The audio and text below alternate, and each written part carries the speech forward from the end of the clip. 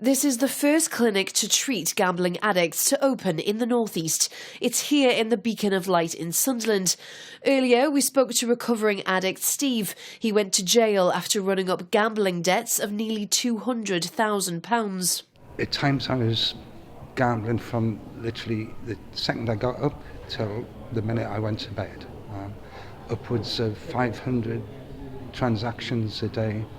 I knew pretty quick that I was hooked on this. Trying to stop it was just so difficult, and it leads to problems, and the addiction then means you continue to gamble to forget about the problems, and it's like a vicious circle. Across the country, 2.5 million people are classified as having a problem with gambling. Here, people will be able to get support through psychological therapies and mental health treatment. There's potentially around 400 to 1,000 problem gamblers, or people who are affected by gambling.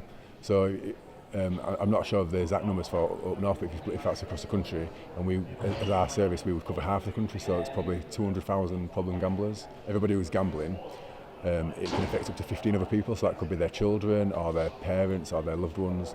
So it's not just about the gambler themselves, it's about people affected by their gambling as well. While services like this are starting to become available, the spotlight is also on the gambling industry itself, which rakes in billions of pounds from its vast marketing campaigns. But we need to do a much bigger job as a society, I think, on a population level. We need a public health approach to problem gambling.